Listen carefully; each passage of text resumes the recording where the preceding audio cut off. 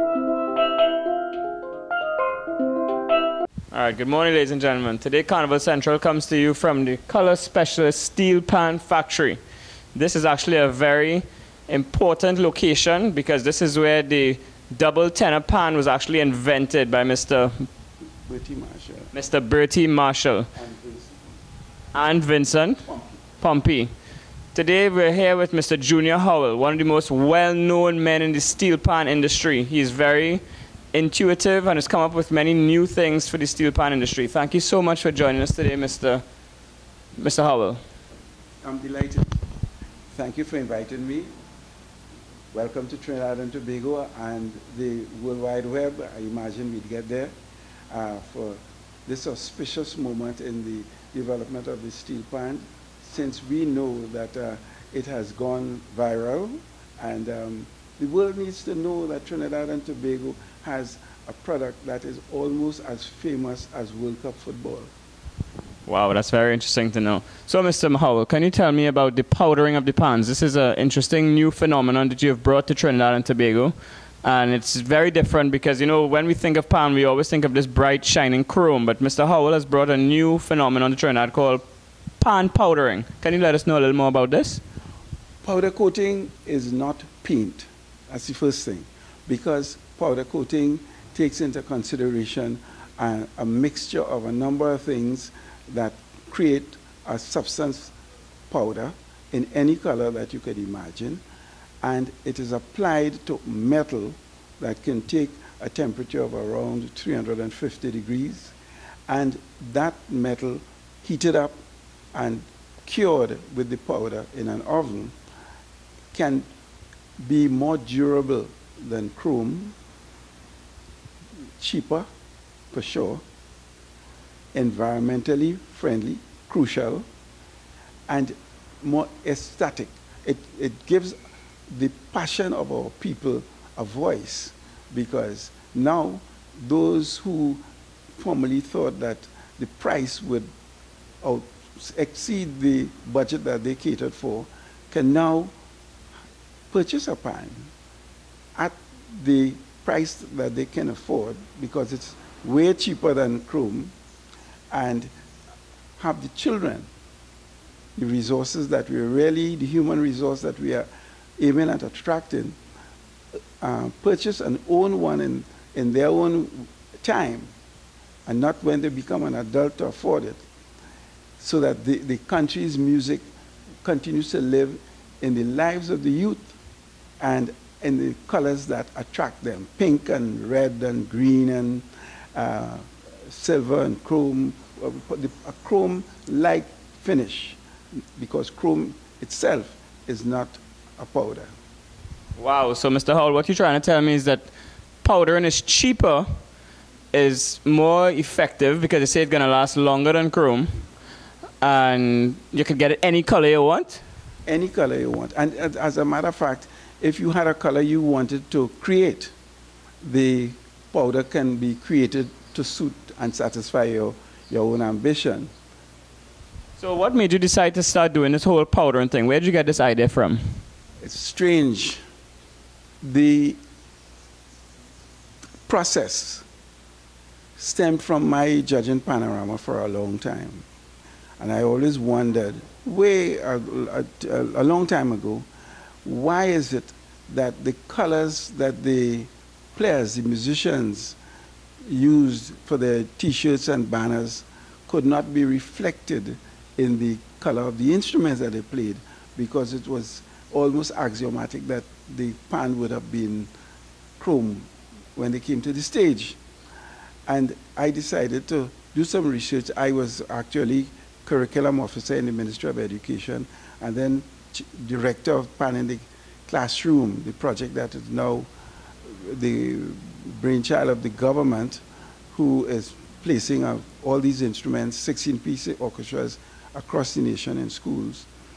And in watching that and judging the World Festival and the stadium and a lot of these other competitions, I thought that if a school wanted to be involved and have its own stamp on it, the schools should have instruments that would give them especially those, and in some cases, delinquent or tough students, they seem to gravitate to the steel orchestra because it gave them self-satisfaction and all the other educational things. And I thought, well, if we could do that, that might be. And I started researching while I was in the job in the ministry and came up with contacts, which the rest is history. Wow, that's quite phenomenal. It's actually a really great thing that you decided to look into trying something new and innovative for this, our national instrument. So you said you've been doing judging for a really long time. How have you seen the pan change over this period of time? Well, there have been many developments over the period of time in the instrument. But I thought the most significant one was the changing of color. Why? Because most educators would agree that color is a language, music is a language, language is a modality of human behavior.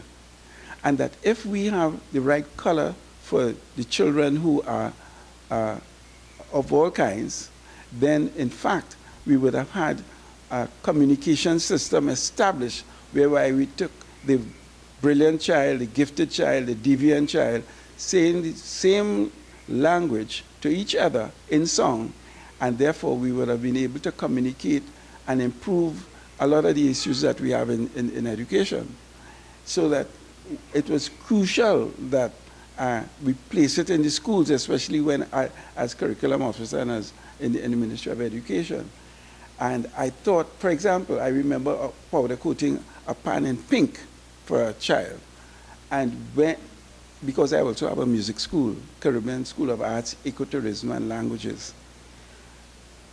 And when the child got that pink pan, the child would not let it out of the bedroom. The mother had problems getting the child to come out and play and lend her the pan or lend somebody the pan. The pink pan was the world of the child. And that was one of the really crucial statements that was made in my school to really realize that color is a critical thing, color in pan, a powerful thing, color in pan and music, even more powerful as it addressed discipline and self-esteem and so forth. Wow, it's truly amazing how powerful colors can be. So, Mr. Howell, if I wanted to come and purchase a pan from you, can you give me an idea how much a pan would cost me? Well, let me tell you, if you went to the Chrome, it might cost you about 5,000 something. Some people might sell it even 6 TT. But the pan here is $3,500 TT. So the child or the person saves about $1,500 and gets the opportunity to have their child participate in music on a national instrument. So can you give me an idea which color is the most popular? Candy raspberry. Candy raspberry. Yes, I think I may have one in the rack somewhere. Wow, that's quite an interesting color. I was thinking it's more like blue or brown or black. No, it's a flashy red, and people love candy raspberry in general, adults and children. Okay, cool. So to all our foreign friends abroad, how can we get in contact how can they get in contact with you to purchase a pan? Well, one, you could use my email, C as in cat, A as in apple, S as in Sam, A as in apple, E as in egg, T as in Tom, #1 at Yahoo, and place your name and the order in the subject of the email, or you can call 1-868-682-6844 or 1-868-624-2014, and you can place the order there, or you could look at us on YouTube. We are on YouTube to have an idea of how it is done. If you wish to place an order, we have a system whereby you can pay in the various ways that you know to pay, and we ship it to you with a guarantee of a year. Okay. So, Mr. Howell, you've been involved in PAN for such a really long time. What would you like the government to do to see PAN grow? Well, first of all, to engage more schools in the national instruments. They're doing a great job right now in the sense that there is a program where the government is placing 16-piece orchestras in schools at this point. And that's a commendable effort. If the effort could be doubled or tripled, then bearing in mind we have over 700 schools, primary and secondary, it would take, I would think, about 15 years to get there, if you, at the rate at which pans are produced, so that they really should look at doubling the effort, given the maximum number in demand to reach the maximum number of children in the shortest possible time. So what do you think we need to do in order to really get pan out there more globally? Well, remember, we now live in an age that was different from when I started. We now live in an online age. We now live in a smartphone age. We now live in a internet age. And therefore, if the focus should shift to do the same thing that we would do normal across a table online or in the smartphone methodology or on the internet, then it seems to me that Trinidad and Tobago will catch up with Barbados and Jamaica, who seem to have a real big share of the market worldwide. You turn on the television anywhere in the world, you could see Jamaica.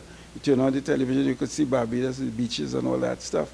And Trinidad seemed to be a little behind, and pan, I feel, would be one of the things added to our beaches, and of course the natural gas and oil that we have, to take us to the global level in the shortest period of time. All right, I want to thank you very much for joining us this morning, Mr. Howell. And actually, we're going to give you a little glimpse of the back of the factory to see how the pans are actually produced and the different colors that you can actually purchase a pan in. All right, so this, ladies and gentlemen, is the station where the pans are hung, and this is where they're sprayed with the different color that you may want to have them in. Right, basically in this oven, the object is hung in the oven and receives an electrical charge from the rack that is on, and that charge attracts the powder, and it is taken to the next step. Okay. So, Mr. Howell, I have an old chrome pan at home. If I wanted to come here and get it in a nice, shiny, glossy blue, you could do that for me? Of course. We take old chrome pans and we resurrect them. Okay. That is, we powder them over and put them in different colors to the satisfaction. You make a choice from our chart, because the chart contains all the colors that you know in paint. Anything that you have in paint, we could do in powder. And how much would that cost me? 3/4 of the price. You mean in terms of the price right now? If I bring my chrome pan here and I want to get it painted shiny blue, what are you going to charge me for that? $400. That's it? Only $400? Yeah. Well, it's best I do that. My chrome pan home. But my chrome pan home looking nasty and old and thing, it's best I bring it here. Come on, Chrome. We'll fix you. All right, I bring it for you next week, eh? We'll redress you. That is dress. Ah, I like that. I like that. I like that. You're going to redress me. Yes. I like that. Okay, cool. All right, let me move on to the next station. Right, so after your pan has been spray painted in whatever color it is you want it, this is where it comes. This is the oven that they put it in so that it'll actually get the powder to stay onto the pan. Because when the oven comes on, the oven brings the metal up to temperature, and then the oven cures after the metal comes up to temperature. So you said it was 350 degrees? Around that. If you could bake a sandwich loaf in it, you're all right. All right. Put the pan in the same thing. And how long does the process normally take? Well, it depends on the kind of things, because you may want to do a gold chain, you may want to do the metal, you may want to do alloy, you may want aluminum, car wheels, fridge, stove, washing machine, wares in your kitchen, all that. You may want to sort of change the colors of those things, a fridge, and therefore that kind of material requires a scientific approach to the choice of the powder. So wait now, Mr. Howell, you trying to tell me I could get any of these things in all these different colors? Yeah, yeah. But I have an orange car, so I could come and get my rims in orange? Yeah. What? So that right now. Nah. People with boats bring in the various parts of the boat, and we do the boats. No, well, I bring in my rims next week. I'm going to get my rims in orange. The car racing industry is our biggest customer. Wow, that's very interesting. I would have never known that. Yeah, the car racing industry is the major customer. Wow. Yeah. Okay, very good. So, Yeah. car racing. Yeah, you know, some people want the engine look different from the muffler, and muffler look different from different parts of the car, and they bring them and we do it. Wow. Okay. All right. So, Mr. Howell, you were telling me that you achieved many special awards throughout your illustrious steel pan career. Would you like to let the audience know some of these awards? Well, I humbly submit, rather than illustrious, that during my career, I have tried to, based on my first award, serve a lot of the communities, because my gift of music came from the church. And as a 10-year-old, the priest gave all of us a Christmas gift of 1 year free lessons. And most of the people who got that gift became great musicians because of the teacher that he selected. And so my mission throughout has more or less been to try to give back. I believe because of that, some people looked at the work we were doing and nominated for a national award. And that I got a hummingbird for culture. But the most interesting one was the global one, in which, having established the fact that pan is a national and could be colored